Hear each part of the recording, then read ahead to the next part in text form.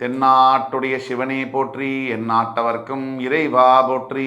நண்பர்களே, இந்த புத்தம் புதிய வீடியோவில் உங்கள் அத்துணை பேரையும் சந்திப்பதில் மிக்க மகிழ்ச்சி கொள்கிறேன். கடவுளின் கணக்கு நாம் போடுறோம் 1000 கணக்கு. இவங்க இப்படி, அவங்க அப்படி, இது இப்படி, இது அப்படி, இது நமக்கு இப்படி வரும், இப்படி பண்ணால் அப்படி போகும், இப்படி 10,000 கணக்குகள், லட்சம் கணக்குகள் மனசில் போடுறோம். என்னென்னமோ பிளான் போடுறோம். இதில் சில பேர் வஞ்சம், போட்டி, பொறாமை, கெட்ட எண்ணங்கள், கண் திருஷ்டி, இப்படி பலது மற்றவங்க மேலே. அடுத்தவன் ஆடி கார் வாங்கினா நம்மளும் வாங்கிக்கணும், அவங்க சூடு போட்டால் நம்மளும் போட்டுக்கணும், மொட்டை மாடியிலேருந்து குதிச்சா நம்மளும் குதிக்கணும். இந்த மாதிரி குணாதிசயமுடைய பல பேர் இருக்காங்க இந்த ஊர்லேயே. இதுக்கு மத்தியில் நல்ல வாழ்க்கைனா என்ன, புரிஞ்சுக்கிறதுனா என்ன, நிம்மதினா என்ன, இந்த மூணுத்துக்கும் நேரடி சம்பந்தம் இருக்குது. நம்ம புரிஞ்சுக்கிட்டோம்னா நமக்கு நல்ல வாழ்க்கை அமையும், நிம்மதி இருக்கும். அவ்வளோதான், சிம்பிள் வாழ்க்கை. நம்ம புரிஞ்சிக்காமல் போகிறதுனால தான் நம்ம வாழ்க்கையில் உள்ள எல்லா பிரச்சனைகளும் நமக்கு தவிச்சிக்கிட்டு இருக்கும். அப்போது தவிச்சிக்கிட்டே இருக்கும், ஆனால் உணர்றது இல்லை. இது ஏன் இப்படி தவிக்கிறோம் அப்படிங்கிற உணர்வு நமக்கு இல்லை, யோசிக்கிறது இல்லை. திருப்பி திருப்பி அதே தவறு, மறுபடி அதே ரிசல்ட்டு, மறுபடி அதே கவலை, அதே அழுகை, அதே ரணம், அதே காயம். அது காதலாக இருக்கட்டும், திருமணமாக இருக்கட்டும், வேலையாக இருக்கட்டும், எதுவாக இருந்தாலும் இதுலேருந்து வெளில சுழற்சி முறையிலேருந்து வெளில வரணும்னா கடவுளின் கணக்கு என்ன, நம்ம பற்றின நம் உயிரை பற்றிய ரகசியம் என்ன, கடவுளின் கணக்கு என்ன, நம்ம ராசியுடைய கடவுளின் கணக்கு என்ன, நம்மளுடைய பிறப்பு ரகசியம் என்ன, தனித்துவங்கள் என்ன, இனிமேல் நமக்கு என்ன நடக்கும், என்ன பரிகாரங்கள், அதை பற்றி பார்க்கலாம் வாங்க. மகர ராசி காலபுருஷனுடைய 10ஆம் வீடு நம்ம எல்லாருக்குமே தெரியும். எனக்கு ரொம்ப பிடித்தமான ஒரு ராசி மகரம். தன்னுடைய வேலையை தானே கரெக்டாக செய்யக்கூடிய, விடாமல் செய்யக்கூடிய ஒரு ராசி மகரம். இதில் விதி விலக்குகள் இருக்கு, விதி ஆகாதது. மகரத்துடைய பிறப்பு ரகசியம் என்ன? இப்போ மகரம் சனியுடைய ராசி, உங்கள் ராசிநாதன் சனி. இதில் உத்திராடம், திருவோணம், அவிட்டம், சூரியன், சந்திரன், செவ்வாயுடைய நட்சத்திரங்கள் சனியுடைய வீட்டில். மகரம் பிறப்பு ரகசியம் என்ன உங்களுக்கு புரியுமா? வைராக்கியம் தான் முக்கியமாக. ஒரு ஒரு யாராவது ஏதாவது சொல்லிட்டாங்கன்னா போகிறோம், அந்த வைராக்கியம் மனசில் தங்கிடும். கடைசி வரைக்கும் நான் மறக்க மாட்டேன் அவங்க சொன்னது, அவங்களையும் உட்பட நான் ஜெயிச்சே தீருவேன். இது மகரம். அடுத்தது மகரம் சொன்ன உடனே பிறப்பு ரகசியம் என்ன தெரியுமா? ஊர்கோடியில் ஒரு காணி நிலமாவது தாம் பேரில் இருக்கணும்னு ஆசைப்படக்கூடிய ஒரு விஷயம், அது மகரம்.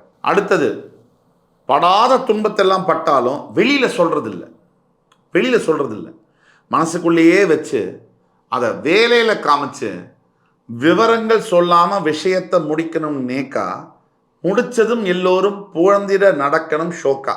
இந்த வார்த்தைகள் மகரத்துக்குரியது.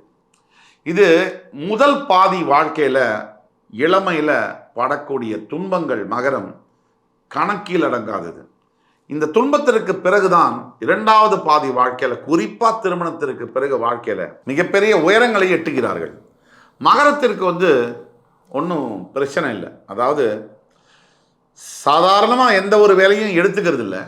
அப்படி எடுத்தால் அதை ரொம்ப கணக்கச்சித்தமாக முடிக்கிறதுல மகரத்துக்கு நல்ல ஒரு நிலை உண்டு.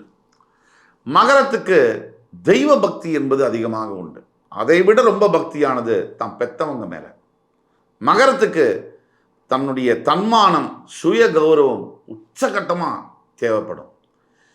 எந்த நிலையிலும் எதிராளிய கண்ணா பின்னான்னு பேச சிலர் தயங்குவார்கள் மகரத்தில். எவ்வளவு பெரிய கடினமான பாதையை தேர்ந்தெடுத்தாலும் லட்சியத்தை அடையிற வர மகரம் உறங்காது. அதுதான் மகரத்துடைய ஸ்பெஷாலிட்டி.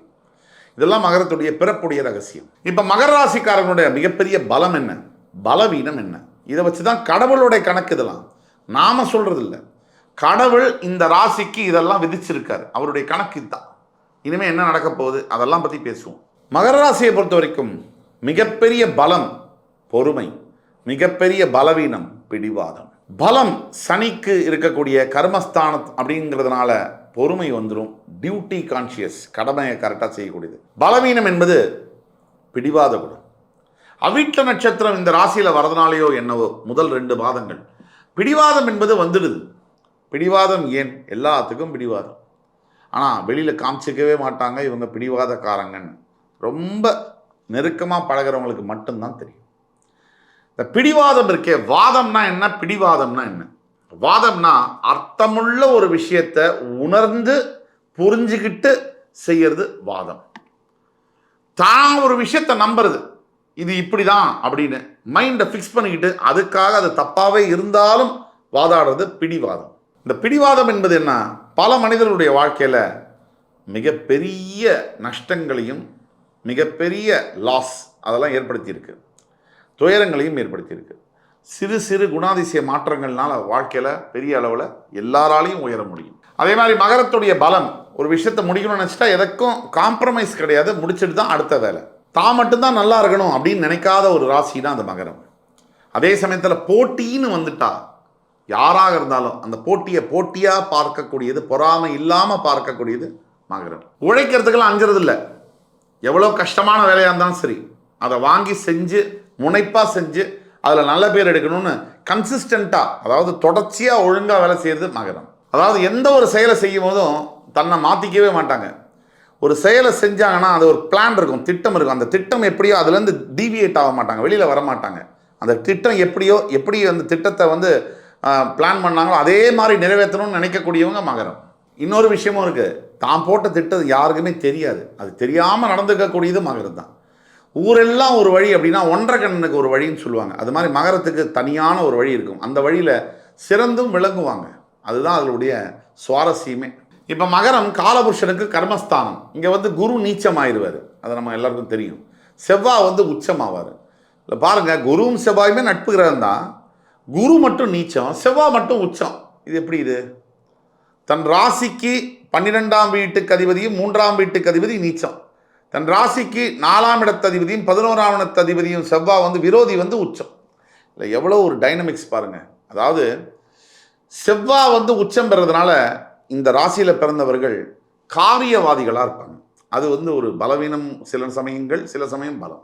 காரியவாதிகள்னா தனக்கு ஒரு வேலை நடக்கணுமா என்னவும் செய். இந்த குணாதிசயத்தில் எல்லாரும் இல்லை, இதில் விதிவிலக்குகள் உண்டு. ஆனால் இந்த குணாதிசயத்தில் கொஞ்சம் மாற்றிக்கணும் மகரம். இந்த ராசியில் பிறந்ததுனால என்னவோ புகழ்பெற்ற வக்கீல்கள், நீதிபதிகள், அதாவது ஒரு அரசாங்கத்தில் மிகப்பெரிய தலைவர்கள், அது மாதிரி சட்டத்தை இயற்றக்கூடிய நபர்கள், அதிகார வர்க்கத்தை சேர்ந்தவர்கள்லாம் மகரத்தில் பிறக்கிறார்கள். மருத்துவர்கள் மகரத்தில் பிறக்கிறார்கள். சிறந்த விளையாட்டு வீரர்கள் மகரத்தில் பிறந்தே இருக்கிறார்கள். இனிமேல் கடவுளின் கணக்கு, பிறப்பு ரகசியம், தனித்துவமெல்லாம் பார்த்தோம். இனிமேல் மகரத்துக்கு என்ன நடக்கும்?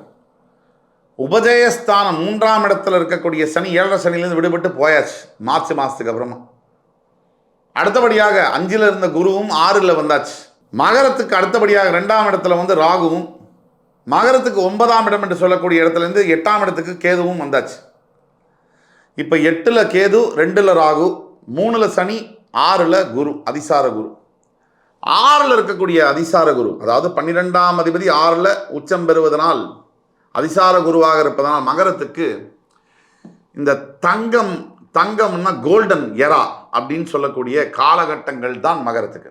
தனிப்பட்ட ஒருவருக்கு மகர ராசியிலிருந்து எனக்கு மட்டும் நல்லா இல்லை, நீங்கள் சொல்கிறதெல்லாம் தப்பு அப்படின்னு சொன்னால் அவங்க ஜாதகத்தில் தான் பிரச்சனை. ஒட்டுமொத்த மகர ராசிக்கு சூப்பராக இருக்குது. இந்த மகர ராசியை பொறுத்த வரைக்கும் இனிமேல் நல்லா நடக்கும், இனிமேல் நல்லது தான் நடக்கும்.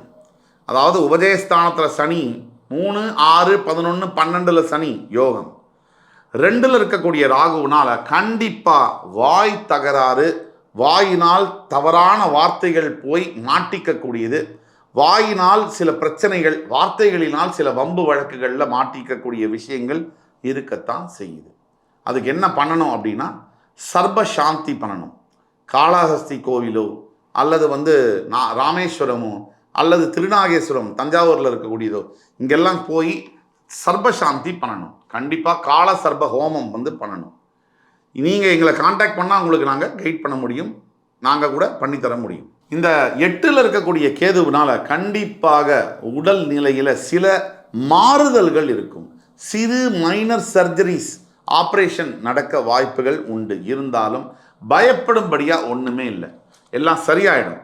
தற்காலிகமாக சில ஆள் தற்காலிகமாக சில உடல் ஆரோக்கிய சம்பந்தப்பட்ட சிறு சிறு பிரச்சனைகள் இருக்கலாம். இதற்கு என்ன பரிகாரம் அப்படின்னு பார்த்தோம்னா, குடும்பத்தோட சேர்ந்து, குடும்பத்தோடு சேர்றதே கஷ்டம், இன்னைக்கு ஒரு ஆளே குடும்பம் சொல்கிற அளவுக்கு இருக்குது. குடும்பத்தோடு சேர்ந்து திருச்செந்தூர் போய் முருகனை வந்து சிவசுப்பிரமணிய சுவாமியை பார்த்து அங்கே பஞ்சலிங்கத்தை வந்து தொட்டு வணங்கி முருகனுக்கு அபிஷேகம் செய்துவது ரொம்ப நல்ல பலனை தரும். மகர ராசிக்கான துல்லியமான மந்திரம் எது அப்படின்னு பார்த்தீங்கன்னா, கண்டிப்பாக சனீஸ்வர பகவானுடைய காயத்ரி மந்திரம் தான் நம்ம சொல்லணும். ஓம் காகத்வஜாய வித்மஹி கட்கஹஸ்தாய தீமஹி தன்னோ மந்த பிரஜோதயாத். பல தடவை இந்த மந்திரத்தை சொல்லியிருக்கீங்களே அப்படின்னு கேட்டிங்கன்னா, இது ஒரு தாரக மந்திரம். இது மகரம் மற்றும் கும்பராசி நேயர்களுக்கு சனீஸ்வர காயத்ரி மந்திரம். இதை பல தடவை சொல்கிறது உங்கள் மனசில் பதியணும். இந்த மனசில் பதிய இதை நீங்கள் சொல்ல சொல்ல வாழ்க்கையில் நடக்கக்கூடிய மாற்றங்கள், மனதளவில் நடக்கக்கூடிய மாற்றங்கள் இதற்கு கணக்கே இல்லை. மேலும் இந்த நட்சத்திரம் உத்திராடம், திருவோணம், அவிட்டம், இந்த நட்சத்திரத்தில் பிறந்த நட்சத்திர அதிபதிகளை வணங்குவது மிக நல்ல பலனை தரும். இன்னொரு பரிகாரம், ஆஞ்சநேய சுவாமி கிட்ட மட்டும்தான் சனி பகவான் வேலையை காமிக்க முடியல. அப்போ ஆஞ்சநேய சுவாமியை வந்து நீங்கள் போய் என்ன பண்ணணும், அவருக்கு வடமாலை சாத்துறதோ இல்லை வழிபடுறதோ, புத்திர் பலம் யசோ தைரியம் நிர்பயத்துவம் அரோகதாம் அஜாத்தம், புத்திர் பலம் யசோ தைரியம் நிர்பயத்துவம் அரோகதாம் அஜாத்தியம் வக் பதுத்துவம் ச ஹனுமத் ஸ்மரணத் பவேத். இந்த மந்திரத்தை நீங்கள் சொல்லலாம். இது எல்லாத்தையோட சிறந்த பரிகாரங்கிறது அருகம்புல்லை வந்து விநாயகப் பெருமானுக்கு சாத்தி மனதார நம்ம மனசில் இருக்கிற எல்லா குறையும் சொல்லி வழிபடக்கூடியது. தவிர உங்கள் பிறப்பு ஜாதகம், இப்போ நம்ம சொன்னதெல்லாம் பொது பலன்கள், கடவுளின் கணக்கு ராசிக்கு மகரத்துக்கு எப்படி இருக்கும், பிறப்புலேருந்து சொல்கிற ரகசியம் தனித்துவம் பேசணும்.